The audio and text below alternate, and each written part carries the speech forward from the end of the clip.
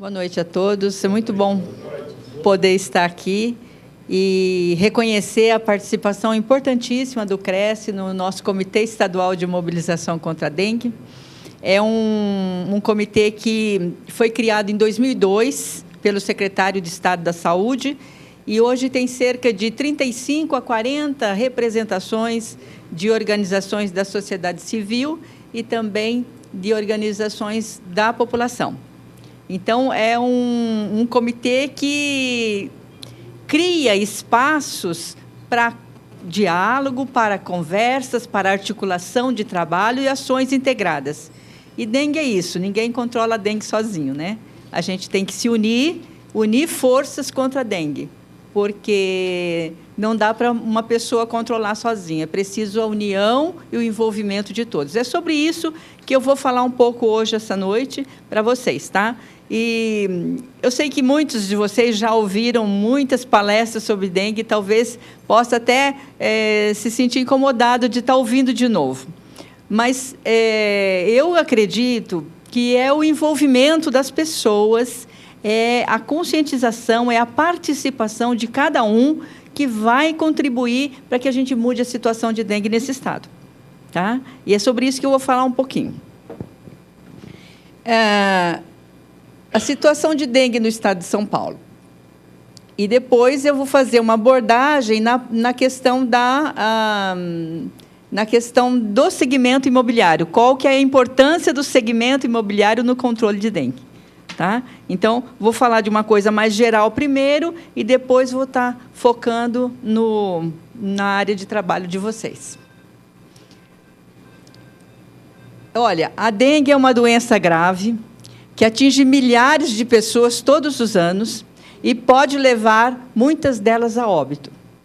Entretanto, seus danos podem ser evitados com a participação, organização e o empenho de todos.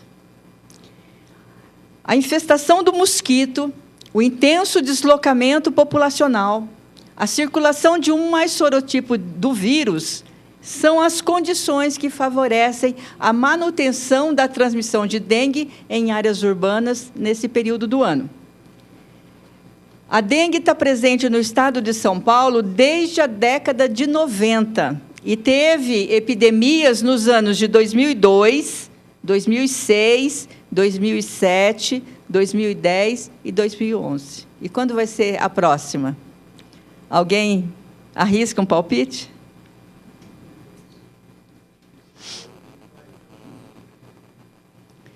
No ano de 2011, né, esse ano que terminou agora, acabou de terminar, nós tivemos essa situação. Desde que teve dengue no estado de São Paulo, na década de 90, a gente foi crescendo, olha como foi acontecendo, olha. Isso aqui é a distribuição de casos de doença, incidência de dengue por ano e principais sorotipos circulantes. Então, se a gente olhar uma linha do tempo aqui na horizontal, né, começando aqui na década de 90, a gente vai ver que ele está crescendo. Aí, então, um aumento no decorrer dos anos. Esse último vermelho aqui, 2011. Tá? E olha que interessante. As epidemias estão ligadas com o sorotipo. A dengue é uma doença que é causada por um vírus. Esse vírus pode ser o sorotipo 1, 2, 3 e 4. Essa classificação numérica é só para diferenciar um do outro. Não quer dizer que um é mais grave que o outro. Qualquer um deles pode causar doença grave. Tá? Então, mas a introdução de um sorotipo causa epidemia. Então, olha aqui, esse aqui foi uma epidemia no começo, na década de 90, com a introdução do sorotipo 1. Depois, o sorotipo 2, uma outra onda aqui, está levantando, está vendo? Depois, o sorotipo 3. E aqui, nessa epidemia de 2010, teve a circulação de 3 sorotipos, DEM1, DEM2 e DEM3, no estado inteiro. Tá? E aqui, no ano de 2011, teve a introdução do sorotipo 4, que não circulava no país há mais de 30 anos. Isso significa uma coisa importante, que muitas pessoas são suscetíveis de contrair a doença pelo DEM 4. Porque todas as epidemias de dengue que nós tivemos, esse sorotipo não estava envolvido. Então, não dá para dizer que a gente está tranquilo em relação à dengue, né? O ano passado, foi identificado a circulação do sorotipo 4 na região oeste do estado, na região de São José do Rio Preto. Tá? E esse ano de 2011, nós tivemos 87.846 casos de dengue. Você já pensou? Mais de 80 mil pessoas adoeceram pela doença. No estado de São Paulo. E aqui é o número de municípios que tiveram transmissão de dengue. Né? Então, olha aqui, ó. Também na década de 90, e vai crescendo. Ó. Nesse último ano aqui, nós tivemos 455 municípios com transmissão de dengue. Nós temos 645 municípios no estado. Então, imagina a quantidade de municípios que tiveram que se organizar para fazer o enfrentamento da epidemia de transmissão de dengue, tem que organizar o serviço, a assistência, tem que organizar o controle do mosquito, tem que organizar a vigilância, tem que se estruturar. O município tem que se estruturar para combater a doença.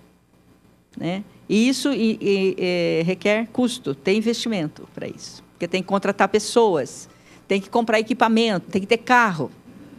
Né? Não dá para controlar assim. Tem toda uma estratégia de controle, mas precisa ter pessoas treinadas, capacitadas, que saibam o que estão fazendo. Né? Então, isso implica em custo, isso implica em onera, como o doutor Viana estava falando, onera o orçamento, né? Causa prejuízo, de certa maneira. Uma pessoa ficando em casa 10 dias porque ela está adoecida de dengue, ela deixa de trabalhar, ela deixa de produzir, e todos os comprometimentos que isso pode trazer. Esse gráfico ele mostra a curva de incidência de 6 cidades do estado de São Paulo em 2011 que tiveram o maior número de casos. Começando por Ribeirão Preto, que é essa faixa vermelha aqui, ó, essa linha vermelha. Depois Taubaté, na linha azul. Grande São Paulo, que aparece aqui nessa linha verde. Depois Campinas, nessa linha mais clarinha aqui. Piracicaba e essa, por último, Bauru. Esses municípios tiveram o maior número de casos de dengue no estado de São Paulo no ano de 2011. Até essa data aqui, tinha 82 mil, mas a gente viu lá atrás, no outro slide, que a gente fechou o ano com 87 mil. Né? Então, e uma coisa que eu queria chamar a atenção, não está dando para ver aqui, mas aqui são os meses do ano. E é no período do verão, de janeiro, fevereiro, março, abril e maio, que tem maior ocorrência de casos. É nesse período que nós estamos vivendo agora, no período do verão, que acontece um aumento da infestação do vetor. Por quê? Porque as condições climáticas são mais favoráveis. Ou seja, chuva e calor são as condições climáticas favoráveis para a reprodução do mosquito. Né? Então, é nesse período que aumenta a infestação, aumenta o número de mosquito. Tem circulação de vírus, tem pessoas suscetíveis, e aí acontecem, então, os casos de dengue nesse período do verão, o aumento. Então, isso a gente chama de sazonalidade. Né? É nesse período que aumenta o número de casos da doença. E a situação de dengue no estado de São Paulo, o que mostrou para a gente é o seguinte, que a incidência e a letalidade é a capacidade de causar sintomas graves e mesmo óbito, né? São fatores importantes. Houve um deslocamento no comportamento da doença para a faixa etária de crianças. Então, muitas crianças adoecendo e indo a óbito por causa de dengue. Um impacto significativo em pessoas com mais de 60 anos, isso associado a comorbidades, outras doenças que a pessoa já tem, né? como diabetes, hipertensão. Então, associado com comorbidades, um impacto importante em pessoas maiores de 60 anos. E detecção do sorotipo 4 na região oeste do estado de São Paulo. Mas o que é dengue? É uma doença infecciosa aguda de curta duração. É uma virose, é causada por um vírus. De curta duração, de gravidade variável, ou seja, a gente pode pegar dengue e nem saber que teve dengue. Pode passar por uma gripe tranquilamente. Porque é uma virose. Como a gripe é uma virose também, os sintomas são muito semelhantes entre gripe e dengue. Então, você pode imaginar que está com uma gripe e você teve um quadro de dengue. E sara, e a evolução foi para a cura, né? Ó, gravidade variável. Você pode ter tido dengue sem saber que teve. Como você pode morrer de dengue. Então, varia desde uma doença sem manifestação clínica, né, aparente, até umas formas mais graves que pode levar a pessoa a óbito. E ela é causada por um vírus e transmitida pelo mosquito Aedes aegypti, que se infecta com esse vírus. Se a gente foi picado pelo mosquito sem estar infectado, não acontece nada com a gente não vai ter dengue. A gente só vai ter dengue se esse mosquito estiver infectado com o vírus que causa a doença. E como que acontece esse processo do mosquito se infectar? Aqui só para mostrar que o vírus é da família Flavivírus, que tem 4 sorotipos, que a suscetibilidade é universal e que todos os sorotipos podem causar doença grave. Então, não tem o 4, ou 2, ou 3 que causa doença mais grave do que o outro. Todos podem causar doença grave. E a imunidade é permanente ao sorotipo que causou a infecção. Então, se eu fui infectada pelo sorotipo 1, eu ainda posso ser infectada. Eu fico imunizada ao sorotipo 1. Nunca mais vou ter dengue pelo sorotipo 1, mas eu ainda posso ter dengue mais 3 vezes, pelo sorotipo 2, pelo 3 e pelo 4. Tá? Então, a pessoa só vai ficar livre da dengue pela imunidade, se ela ficar contraída em 4 vezes. Cada vez com um sorotipo diferente. E como que acontece a infecção do mosquito? A fêmea do mosquito pica uma pessoa para se alimentar. E ela se alimenta e ela precisa do sangue para maturar os ovos. Então, ela vai e pica uma pessoa. 2 pessoas, 3 pessoas, 4, 5, 6, 7. Quanto ela precisa para ficar com a barriguinha cheia de sangue. Né? Aí acontece dela picar uma pessoa que está com dengue, que está doente, que está em viremia, ou seja, tem vírus, esse vírus aqui, circulando no corpo da pessoa. O que acontece? O mosquito pica a pessoa, suga o sangue e introduz o vírus dentro dele. Junto com o sangue vem o vírus. Né? E o vírus se multiplica dentro do mosquito. Ele é um vetor biológico, o mosquito, porque tem um processo de multiplicação do vírus dentro do mosquito. E depois que ele se multiplica, o vírus se aloja nas glândulas salivares do mosquito. E quando o mosquito vai picar de novo, ele introduz o vírus na pessoa. E é assim que é feita a transmissão. Agora, olha que coisa interessante. O mosquito é a fêmea que pica para maturar os ovos. Ela não quer o sangue coagulado, ela tem preferência pelo sangue vivo. Então, na saliva do mosquito tem uma substância anestésica.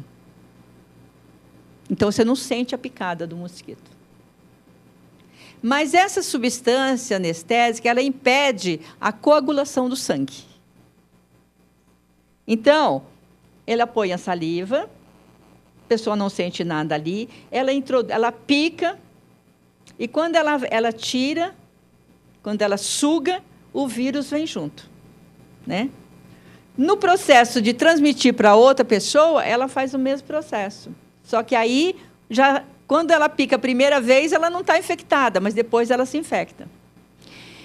E o vírus ele tem um período de incubação dentro do mosquito. O que significa isso? Significa que o mosquito está com o vírus, mas não tem sintomas. É um processo que ele está se multiplicando dentro do mosquito. Ele não causa doença ainda, porque tem que esperar o processo biológico do vírus dentro do mosquito. Tá? Então, depois que passa esse período, é que o mosquito começa a transmitir a doença para outra pessoa que ele for picar. Então, a dengue não se transmite de uma pessoa para outra. Só se transmite pela picada do mosquito que está infectado. Então, entendendo esse período de incubação, no mosquito, após a alimentação, após o repasto de sangue infectado, após a alimentação da fêmea, o vírus se reproduz e se aloja nas glândulas salivares da fêmea do mosquito. Leva uma média de 8 a 12 dias para isso acontecer, esse período de incubação. Veja, a fêmea não tem tanto tempo de vida. Em média, ela vive 30 dias, talvez 45 dias. Não é tanto tempo assim. Então, mas, em média, de 8 a 12 dias para esse vírus se multiplicar dentro dela. No homem, também, quando o vírus entra no homem, também tem um período de incubação, que ele está com a doença, mas ele não tem manifestação clínica. Então, varia de 3 a 15 dias, em média de 5 a 6 dias. Então, esse é o período de incubação, que a pessoa está com o vírus, o mosquito está com o vírus, mas não tem manifestação nenhuma. O período de transmissão é logo após esse período de incubação. O período de transmissão, no homem, começa um dia antes dele começar o primeiro sintoma. Então, vamos imaginar que hoje eu comecei a sentir uma febre, uma dor de cabeça, um mal-estar. Hoje. Significa que, desde ontem, eu estou transmitindo a doença para o mosquito. Se um mosquito me picar, eu estou em processo de viremia, e se um mosquito me picar, ele vai se contaminar. O meu sangue está infectado com o vírus. Tá? E demora esse período 6 dias, em média. Né? Vai até o 6º dia da doença, período em que o vírus está presente no sangue, período chamado de viremia. E no mosquito, logo após termina o período de incubação, a fêmea já pode transmitir a doença, e enquanto ela sobreviver, quem ela picar, ela vai transmitir o vírus da dengue. Tá? Isso vocês vão pensar assim, mas isso é muito difícil acontecer, né? De justamente o mosquito infectado me picar. Não é difícil. Tanto não é difícil que, por quê? Porque tem muito mosquito. Mas tem muito mosquito. Tem vírus circulando, significa que tem pessoas que estão doentes e, às vezes, nem sabem que está com dengue, com o vírus da dengue. Certo? E tem pessoas que estão suscetíveis de adquirir a doença. E é por isso que acontecem os casos, e é por isso que acontecem as epidemias de dengue. Certo? Porque tem muito mosquito, tem vírus circulando e tem pessoas que estão suscetíveis de contrair a doença. E quais são os sinais e os sintomas da doença? Né? Início súbito com febre intensa, dor de cabeça, dor forte nos olhos, dores nas musculaturas, nos ossos, nas juntas, pode surgir erupção na pele, e as formas mais graves da doença são as formas hemorrágicas e o dengue com complicação. Né? Não está vendo para ver direitinho, mas o sangramento, a dengue hemorrágica causa sangramento, causa outras complicações. Né? E aí está o mosquito que transmite a doença. Claro que ele não é desse tamanho, ele está aumentado aí umas 200 mil vezes, né? Mas ele é escuro, menor que o pernilongo comum, não faz aquela sinfonia quando vai picar, ele vai bem quietinho, pelo contrário, anestesia até o lugar onde ele vai picar. Né? E quem pica é a fêmea, né? E se contamina com o vírus. As fêmeas se desenvolvem as larvas, que é quando ela coloca os ovos têm um ciclo evolutivo também, certo? E ela se desenvolve em água parada. Os ovos podem durar até 400 dias, mesmo sem água, em forma latente. E na hora, até 400 dias significa mais de um ano, né? Certo? E no contato que tiver com água, eles podem eclodir, porque eles estão viáveis. São ovos viáveis, né? E cada mosquito pode cobrir um território de até 2 quarteirões. O mosquito da dengue não tem muita autonomia de voo. É uma autonomia baixa de voo, em torno de 200 metros, 300 metros. Mas, se tiver vento, ele pode ser levado pelo vento. Tá? Ele voa baixo, não tem muita autonomia, mas, muitas vezes, ele é encontrado no 17º andar de um prédio. Vai de elevador, exatamente. Vai de elevador, vai junto com as pessoas. A gente carrega o mosquito, muitas vezes, sem saber que está carregando. Ele só pica à noite? Pica durante o dia, né? Pica durante o dia, mas significa o seguinte, que se a casa estiver fechada durante o dia, né? E o morador só vem à noite, e se a fêmea está faminta, vocês têm dúvida que ela vai picar à noite? Uma casa desinfetada. Deixa eu colar Produto químico? qualquer coisa aqui. Então, dependendo do produto químico que se usa, o mosquito tem resistência. Não mata o mosquito. E se você matar o mosquito, o voante, o que está voando, tem o que está, a larva que está crescendo. E é sobre isso que eu vou falar agora. A larva do mosquito. O mosquito se alimentou, está com a barriguinha cheia de sangue. O que ela faz? Procura um abrigo. Qual que é o abrigo dela? Atrás das cortinas, debaixo da colcha da cama, debaixo da toalha da mesa. Um abrigo. Está escondida. Em torno de 24 a 48 horas, os ovos estão prontos para ser colocados. Depois de que ela se alimentou de sangue, em torno de 24 a 48 horas, está pronta para a oviposição. Os ovos já estão maduros. Os ovos não amadurecem tudo de uma vez. Ela tem material genético para o resto da vida dela, com apenas uma cópula. Ela e o macho copulam uma vez só. E ela já tem material genético para o resto da vida. Só que eles não amadurecem tudo de uma vez. Depende da alimentação dela. Então, ela se alimenta, procura um abrigo, dentro de 48 horas, ela já está pronta, os ovos estão maduros, já pode fazer a oviposição. Ela vai fazer a oviposição, ela vai procurar o quê? O mosquito. Esse mosquito, ele tem preferência por recipientes artificiais. Copo, lata, pote, Pneu. Prato do vaso, pneu, caixa d'água, qualquer recipiente artificial que contenha água. Piscina sem tratamento, sem manutenção.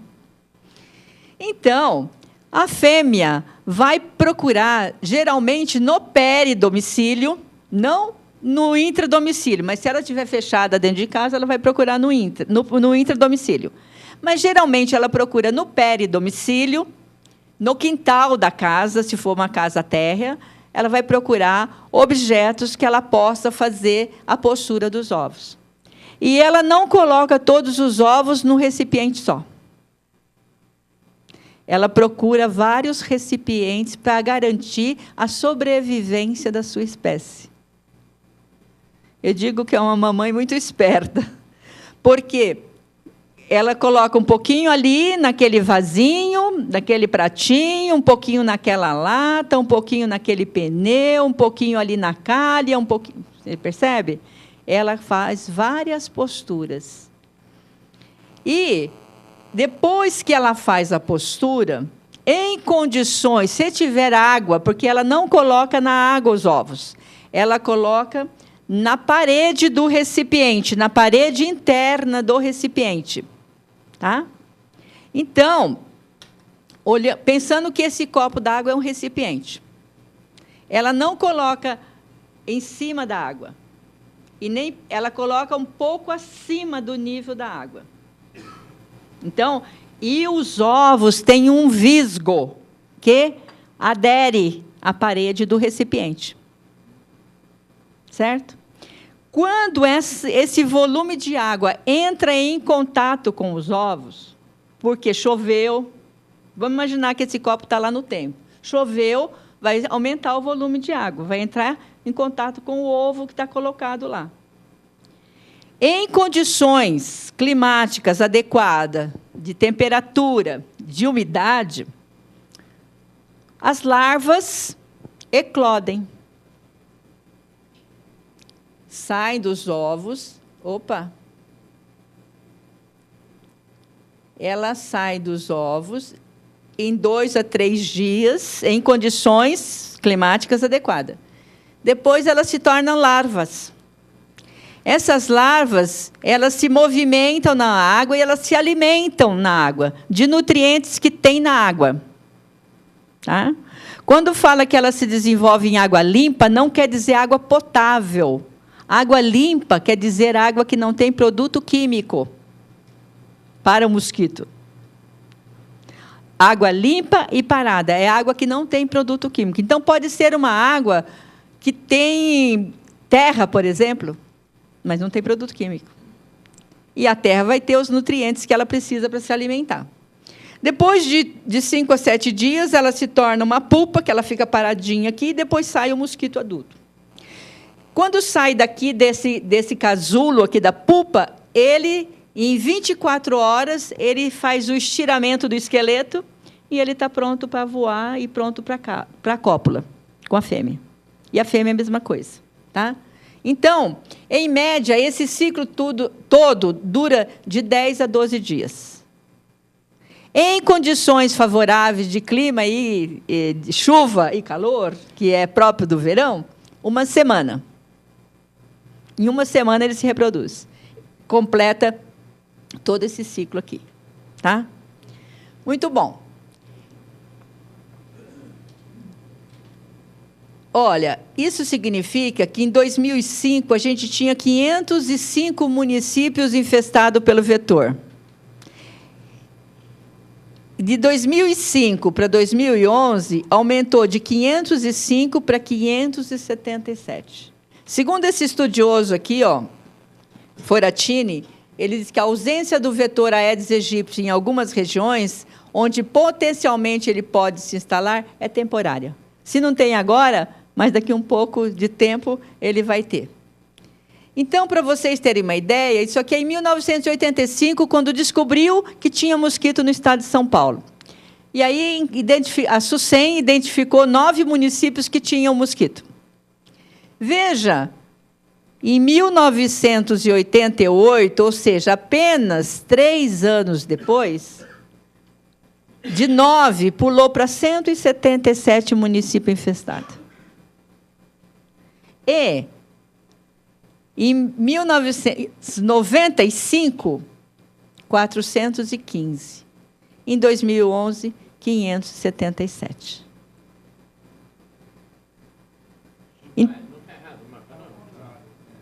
Está ao contrário, aqui, exatamente. É a legenda que está ao contrário. Né? É isso mesmo. Esse aqui é de 2011. Isso, é verdade. Tá? É isso mesmo. Mas que bom, está prestando atenção. Muito bem. Então, a gente tem poucos municípios, esses que estão em branco aqui, né? São poucos municípios que não têm a presença do Aedes aegypti. Agora, não tem por quê? Não tem porque não tem, não tem porque não procura, não tem por... Não tem. Não chegou lá ainda, né? E onde que ele é encontrado nos imóveis? Ele gosta de residência, viu? Ele gosta de ficar nas nossas casas. Tem preferência pelas nossas casas. Esse mosquito, ele gosta de casa, gosta de gente. Por que ele gosta de casa? Porque ele tem abrigo, tem alimentação. Não está bom? Fazer uma sublocação para ele. tudo que a gente quer na vida não é abrigo e alimentação?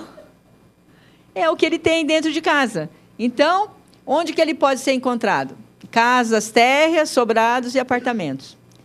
Imóveis não residenciais com grande circulação de pessoas. Que tipo de imóvel é esse?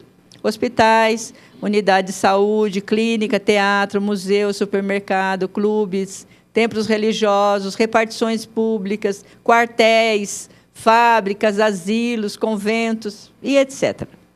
Esses imóveis que não são residenciais, mas que têm uma grande circulação de pessoas, é chamado de imóveis especiais. Tá? E tem imóveis que não são residenciais, mas têm pela natureza da sua operação, do seu funcionamento, ele tem uma grande quantidade de recipientes que pode ser criadora do mosquito. Borracharia, ferro velho, desmanche, oficina, depósito de material de construção, cemitérios, depósito de bebida, pátio de containers, garagens, etc. Esses imóveis são comerciais, são chamados pontos estratégicos. Eles são importantes na dispersão do vetor. Esses imóveis são chamados imóveis especiais. Eles são importantes na circulação do vírus, na disseminação do vírus. Tá? A gente sabe que precisa ter o vírus, precisa ter o mosquito, e precisa ter pessoas, né? Então, por isso que eu estou fazendo a associação. E tem aí os imóveis que são residenciais, que é onde a fêmea tem a preferência, porque tem alimentação e tem abrigo. Tá? Esse gráfico eu trouxe para mostrar para vocês a positividade de imóveis especiais, que são aqueles que têm grande circulação de pessoas, a positividade de ponto estratégico e das residências. Então, para vocês terem uma ideia, essa linha aqui embaixo, aqui, ó, é a positividade que a gente encontra nas residências. Focos positivos com larvas do Aedes aegypti. Esse azul são os pontos estratégicos, imóveis comerciais, borracharias, ferro velho, cemitério e tal. E esse vermelho são os imóveis especiais. Então, todos esses imóveis produzem mosquito. Né? E eu sei que vocês não trabalham com imóveis comerciais, e não trabalham com ponto estratégico, e nem com imóveis especiais. Vocês trabalham com imóveis residenciais. Certo? Então, a gente vai falar dos imóveis residenciais.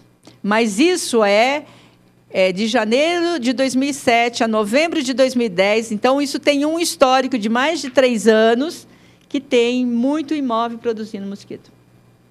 Né? Eles nascem aqui, nesses imóveis. E as medidas de controle para evitar a produção de mosquito é controle mecânico. Se esse copo é um criadouro do mosquito e eu jogar água na terra, ele deixa de ser. Isso é um controle mecânico. Se esse copo, eu não posso jogar essa água fora. Se eu colocar detergente nessa água, se eu colocar um sal, eu altero o pH da água e inviabilizo o desenvolvimento da fêmea. Qualquer produto químico na água, ele vai alterar o pH e vai impossibilitar a larva de se desenvolver. Qualquer produto químico. Sal também. Também.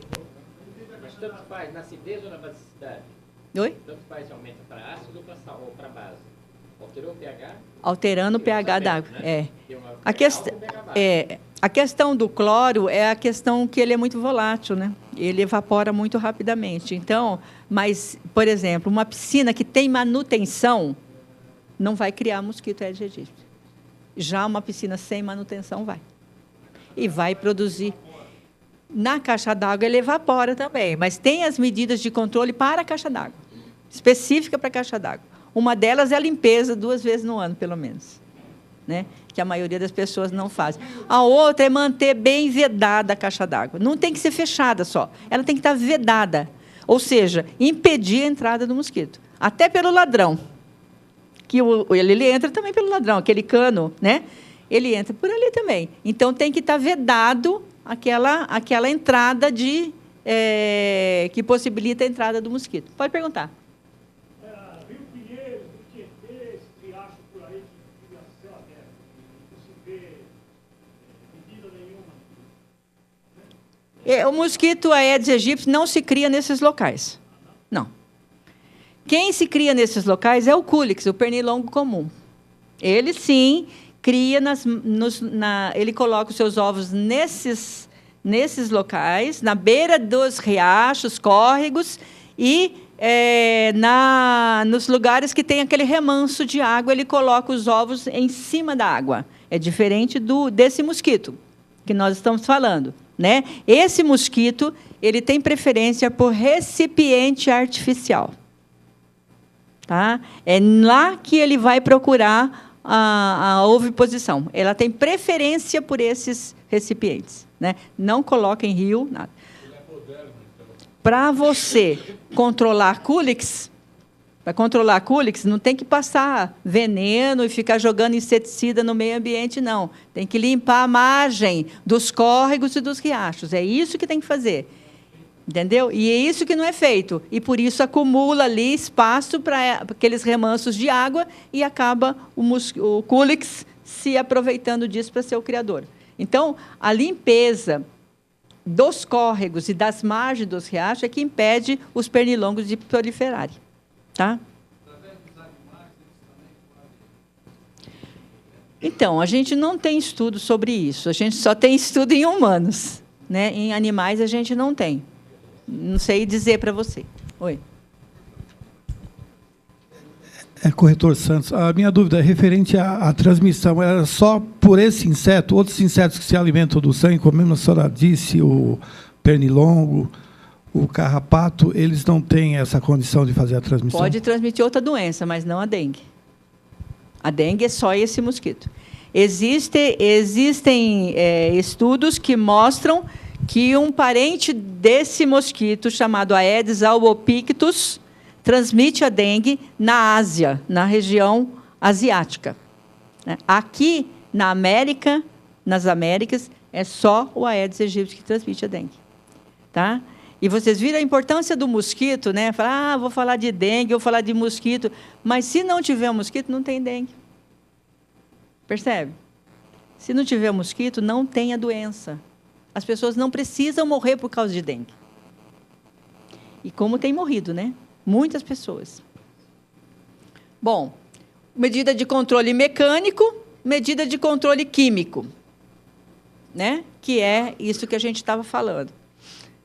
O criadouro do mosquito é qualquer recipiente que acumule água, pode ser um criadouro do mosquito. Qualquer, desde uma tampinha de garrafa PET, uma casca de ovo jogada no quintal, um brinquedo velho, um sapato jogado, uma caixa d'água sem uso, jogada, aberta, uma piscina. Qualquer recipiente que acumule água pode ser um criador do mosquito. Ele se utiliza dos mais variados tipos de recipiente para se proliferar. E é por isso que ele consegue crescer tanto, porque a oferta de criadouros é muito grande, né? Especialmente nas cidades. Ele é um mosquito urbano. Você não encontra ele na zona rural. Ele é predominantemente urbano. Se adaptou excepcionalmente bem às condições do meio urbano onde a gente vive, né? E, durante as visitas realizadas pelos agentes municipais, pela SUSEM, um percentual grande de imóveis deixam de ser visitados porque eles estão fechados. Destes, uma parcela encontra-se desocupada, destinada à venda e locação. Tem imóveis que estão fechados porque o morador não está lá. Foi trabalhar, não está lá. Tem imóveis que estão fechados porque estão desabitados. E aí que entra essa parcela de contribuição de vocês. Tá? O estudo realizado na Baixada Santista demonstrou que nos imóveis desocupados tem um percentual de positividade do Aedes de 15%. De 100 imóveis, em 15 foi encontrado o foco do Aedes aegypti. E onde foi encontrado esse foco? Ralo e vaso sanitário. Veja, se o imóvel está fechado, ele não tem o cuidado do morador, correto? Não está sendo usado a pia, não está sendo usado produto químico na hora de lavar, o detergente, o sabão em pó, nada está sendo usado. Então, os ralos acabam ficando com água que possibilita a criação do desenvolvimento das larvas, né? E acontece que, quando está sendo usado no dia a dia, ele não é encontrado nos ralos internos, nos ralos comuns. Mas, quando o imóvel está fechado, ele é encontrado. Por isso que o Cresce, já o ano passado, ou ano retrasado, tomou a iniciativa de confeccionar aqueles tapa-ralo, né? Porque muitos imóveis não têm aquele abre e fecha, aquele ralo abre e fecha. São ralos que são abertos. Então, teria que, na hora de estar fechado para venda ou para locação, a gente proteger aquele recipiente para que ele não permita o desenvolvimento de larvas do mosquito. Interessante, você falou que o pH aqui é entre 6,5 e 7,5, né? Mais ou menos, é. Uhum. O ácido ou básico, não. Ele inviabiliza, né? Então, e a importância do imóvel fechado para venda e locação, nesse estudo que foi feito, né, foi encontrado muitos Aedes aegypti inservíveis também, porque a pessoa muda e deixa lá uma porção de coisas, né, que acaba acumulando água e acaba desenvolvendo, sendo um criador do mosquito, né? E os principais recipientes que foram encontrados nesse estudo eram prato de vaso de planta, que a pessoa não conseguiu levar o vaso, deixou lá, e o pratinho também, né? E, às vezes, está na área de serviço, está fora da casa, e ali acumulou a água. Então, caixa d'água, que ficou mal vedada, bebedouro, ralo pluvial, que acumula água de chuva também, ralo comum, calha e laje, e outros fixos e inservíveis, né? E nos recipientes que foram pesquisados, foram encontrado água nesses recipientes e foram encontrados imóveis positivos também. Focos de Aedes aegypti também. Tá? Bom, por que é necessária a participação comunitária na prevenção de dengue? Pode falar.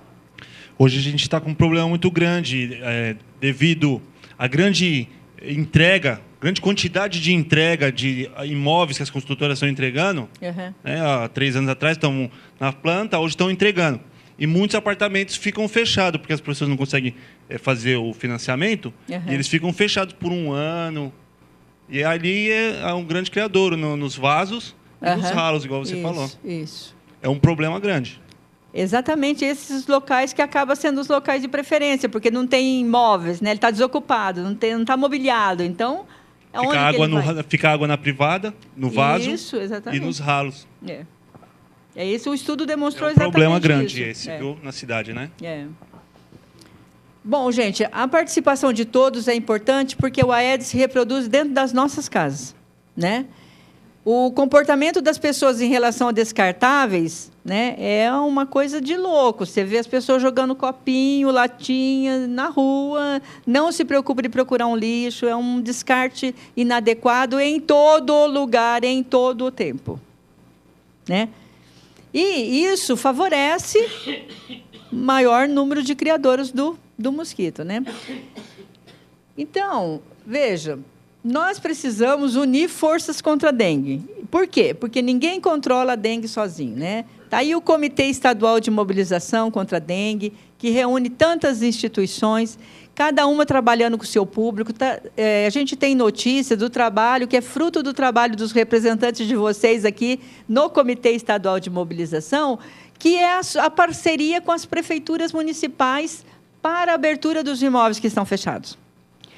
Semana passada saiu no jornal que Piracicaba fechou uma parceria com o Cresce local ou regional ali, e com o município para abrir os imóveis que estavam fechados, né? Então, você veja bem, que coisa interessante. Ribeirão Preto também teve um trabalho intenso relacionado com essa parceria Cresce e o município, em São José do Rio Preto, na região de Taubaté. Então, eu tenho certeza que isso é fruto do trabalho que o senhor Licínio, o senhor Gilberto, o doutor Viana fizeram aqui, né? De falar com os corretores, de falar com os delegados, de orientar, de estimular a fazer, se integrar nas campanhas de mobilização, porque a gente não consegue controlar a dengue sozinho. Não adianta você deixar tudo para a prefeitura fazer, não adianta. Entendeu? A prefeitura não tem contingente para fazer isso. O que ela pode fazer é contratar os agentes que vão de casa em casa para orientar as pessoas. Ele faz a vistoria e orienta. Olha, dona de casa, isso aqui não pode, isso aqui pode, isso aqui você tem que ficar de olho. Isso aqui não dá para eliminar, isso não dá para tirar. Esse vaso de planta, ele está aqui do lado fora, na área externa. Não dá para tirar o pratinho, não dá para colocar o pratinho emborcado embaixo do vaso mesmo, entendeu? Para não acumular água. Então, tem coisas que dá para resolver. Esse é o papel do agente, de ir fazer a vistoria e orientar as pessoas. Mas ele não pode estar todos os dias. Sabe qual a frequência que ele vai na casa das pessoas? 2, 3 meses, 4 meses. Aqui em São Paulo, às vezes, tem imóvel que nunca recebe visita durante o ano. Durante o ano. Por quê? Porque não tem condições operacionais de fazer essa visita. E outra, a responsabilidade é do morador. É nossa responsabilidade. Quem tem que cuidar da minha casa sou eu. Quem tem que cuidar do meu quintal sou eu, não é verdade? Então, a gente precisa, sim, unir forças, mas tem a questão da responsabilidade individual e da responsabilidade coletiva, né? E da responsabilidade social. E o comitê, ele une forças nessa linha da responsabilidade social, em que todos nós temos que juntar forças para conseguir controlar a dengue nesse estado. Por quê? Não tem vacina. Por enquanto, não tem vacina. O tratamento é sintomático. Você está com febre, toma remédio para febre. Você está com dor de cabeça, toma remédio para dor de cabeça. Que nem gripe. Tem remédio para matar o vírus? Não tem. Tem tratamento para o vírus? Não tem. Tem tratamento para dengue? Tem tratamento sintomático, né? Mas que é o tratamento, o principal tratamento para a dengue é a reidratação. Tomar muito líquido, ficar em repouso e procurar um médico. Essa é a recomendação, né? Mas tratamento específico para a causa da doença não tem. Então, a única alternativa que nos resta é eliminar o mosquito, porque sem o mosquito não tem a doença. Só que nós não estamos tendo muito sucesso. Vocês viram lá no mapa, em poucos anos, como que infestou esse estado inteiro. Poucos municípios que não estão infestados. Então, é preciso que a gente se une, a gente pense estratégias de acabar com isso, de melhorar essa questão e não ficar criando mosquito nas nossas casas, né? E como que a gente pode fazer isso? Olha, gente, o controle da dengue ele é um desafio para todos. Ele não é só um problema de saúde pública, ele é um problema de educação. Ele é um problema de comunicação e de mobilização social. E preciso que cada um faça a sua parte, né? Não adianta falar assim, olha, a prefeitura vai fazer isso sozinha. Não, não tem condições de controlar a dengue sozinho. Uma proposta que eu trouxe para vocês é que saiu lá no Rio de Janeiro, essa proposta, apenas 10 minutos. Feche a porta da sua casa para o mosquito da dengue, gastando 10 minutos por semana. Para fazer uma verificação na minha casa, se tem algum recipiente que pode acumular água e que pode criar um mosquito, 10 minutos por semana. Eu posso fazer essa verificação, eu posso olhar nesses 10 minutos como que está a calha, laje, ou ralo interno, externo, prato de vaso de planta, pneu. Coloquei os mais importantes aqui. A vedação da caixa d'água e outras medidas simples. Essas coisas a gente pode levar 10 minutos para olhar na nossa casa, no nosso apartamento. Não leva mais que isso. Não é verdade? E 10 minutos pode impedir a proliferação do mosquito. a questão da responsabilidade social, da responsabilidade coletiva. Orientar os proprietários que disponibilizam seus imóveis para venda, para locação, inclusive aqueles imóveis de temporada, que é muito comum na região da Baixada e Litoral Norte, né? Da importância de adotar cuidados com determinados locais ou recipientes com acúmulo de água e nem o acesso de mosquito adulto para evitar a proliferação das formas imaturas, das larvas do mosquito, né?